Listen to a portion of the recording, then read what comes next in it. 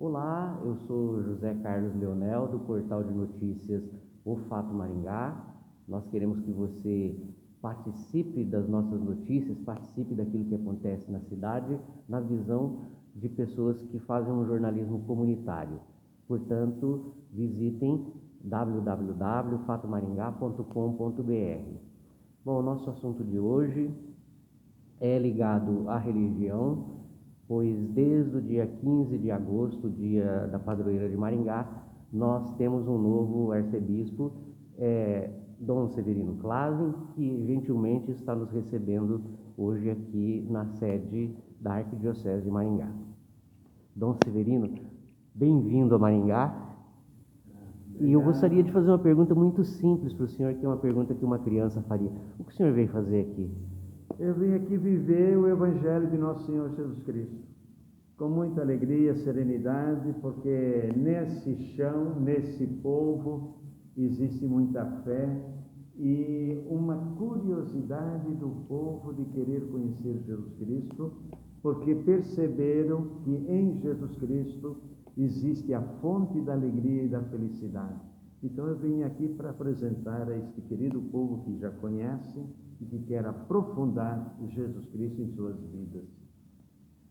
Certa vez nós conhecemos um padre que se chama Gianpietro Baresi, é um padre italiano. Ele gostava de ser chamado de João.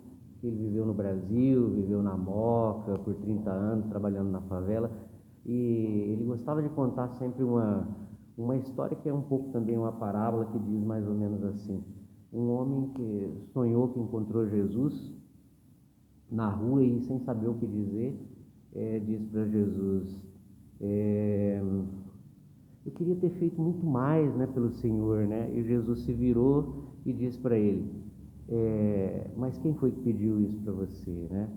O senhor acha que isso somos nós que complicamos muito as coisas ultimamente?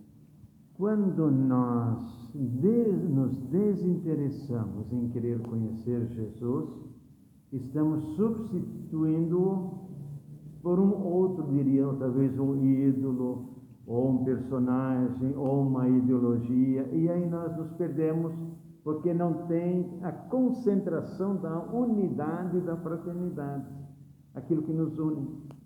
Então é uma pena e é uma perda, quando nós não conhecemos e seguimos Jesus Cristo.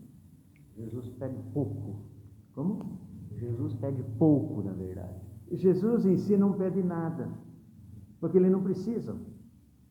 Ele não precisa, então ele não pede. Agora nós perdemos se não nos interessarmos por ele, porque ele é graça, ele é gratuidade, ele é dom, ele é presente de Deus.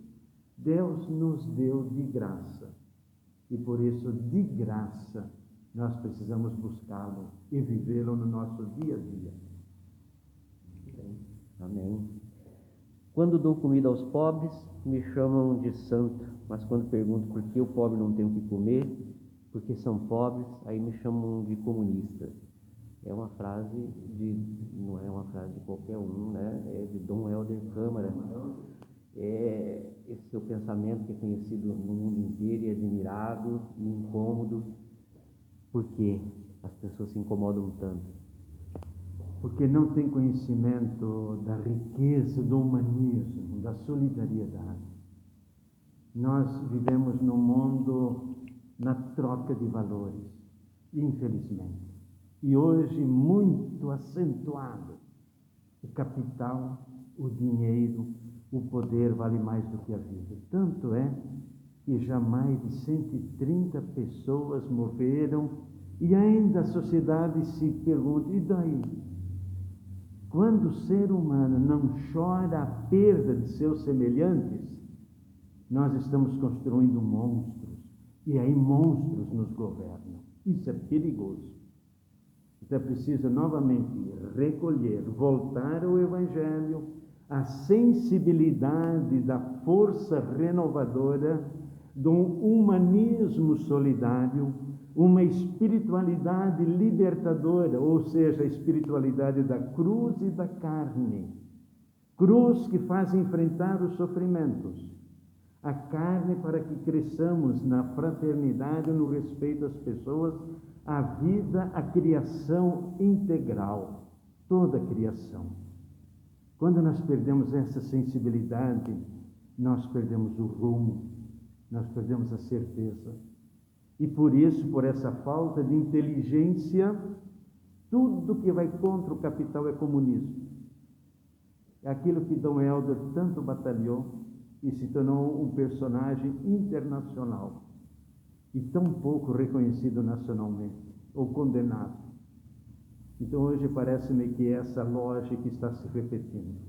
Quem fala do pobre, quem fala de Jesus Cristo é comunista. Por quê? Porque há uma corrente, uma falta da ética, da verdade. E a verdade é Jesus Cristo. Muita gente procura Jesus no sacrário, mas ele teima ir para debaixo do viaduto. Padre Júlio Lancelotti.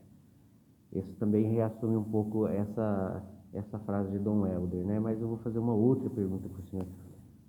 Falando de um outro padre, Dom Fábio Corazzina, da ordem Pax Christi de Brecha, visitou o Iraque por 5 vezes durante o período da guerra.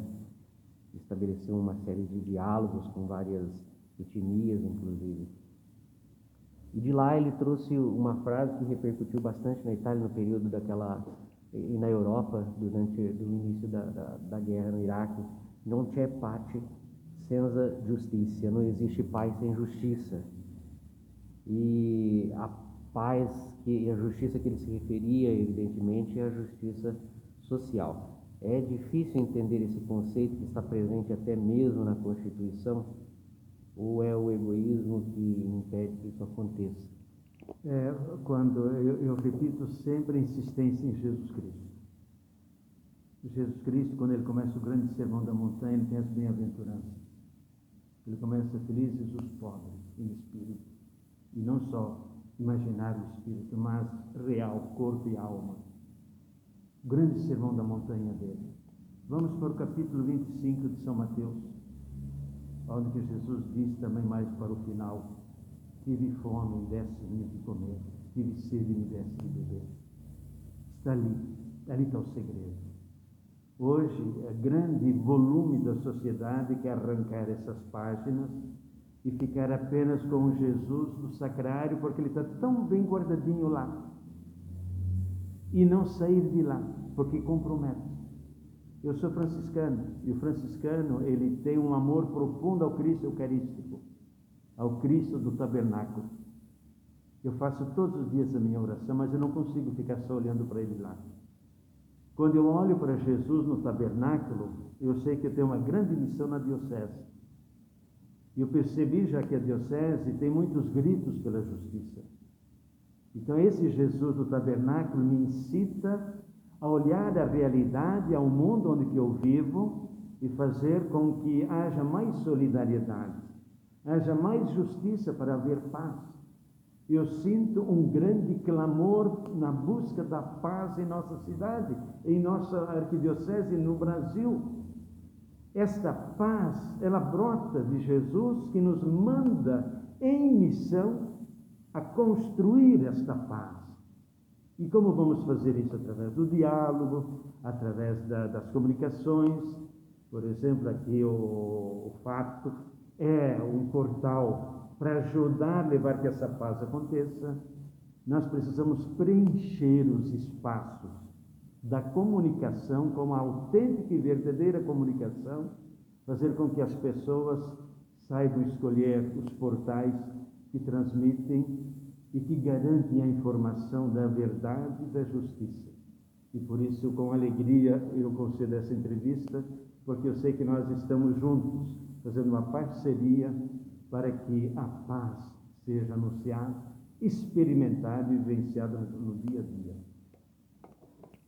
O senhor assumiu a Arquidiocese de Maringá e com certeza isso a história vai escrever num momento muito difícil, né? Em meio a uma pandemia e, obviamente, precisa da ajuda divina para poder conduzir tudo no melhor modo possível.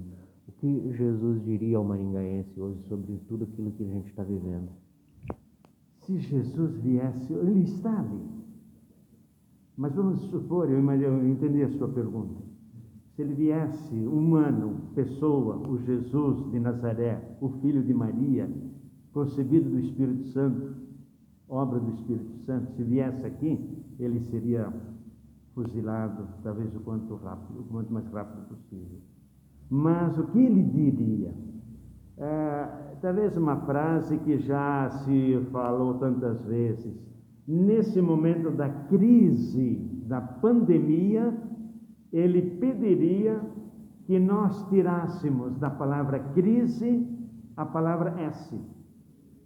Aí ficaria crie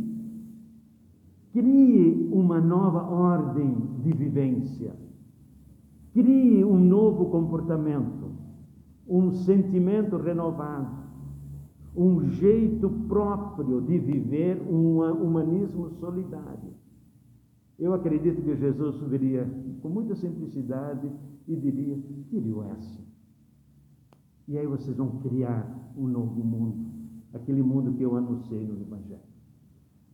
Agradeço muito a sua participação. Eu diria, o senhor já foi bastante exaustivo, falou tantas coisas importantes, mas o senhor gostaria de acrescentar alguma coisa, de mandar alguma mensagem para o maringaense? Principalmente porque vivemos um momento que, além de tudo, eleitoral, né? Daqui um pouquinho, mais 10 dias, nós entramos na campanha. Inclusive, o senhor deixou uma nota, né, para os católicos, como os católicos devem viver as eleições, aqueles que têm cargos, que devem, né, se abster. Em resumo, uma mensagem para o católico que vai ter que, junto com todos os cidadãos, enfrentar esse momento aí de pandemia e eleições ao mesmo tempo. Eu estou escuto a rádio, escuto outros portais, já está tudo na mesma ignorância, diria, de campanhas políticas. A ansiedade de ganhar, eu não percebi, ninguém me entregou ainda um projeto de governo. Qual é o projeto de governo que nós necessitamos? É aqui que a sociedade tem que se ajudar. E ela só vai conseguir se ela novamente tirar o S do crise. Comece a criar um novo conhecimento, a formação política, uma relação renovada, projetos autênticos para superarmos essa pandemia, porque os problemas depois da pandemia vai aumentar muito. Muitas empresas quebrando, muitas ofertas de trabalho estão sendo perdidas. Isso significa um grande problema social. Precisamos de projetos autênticos, ousados, coerentes, dignos, reais, palpáveis. Isso se faz pela política. Então, os homens e mulheres que estão pleiteando o cargo nas prefeituras e nas câmaras de vereadores, apresentem projetos para que em suas cidades possamos resolver, diminuir o sofrimento e os problemas existenciais sociais. Então, essa é a mensagem que eu deixo para que todos possam refletir.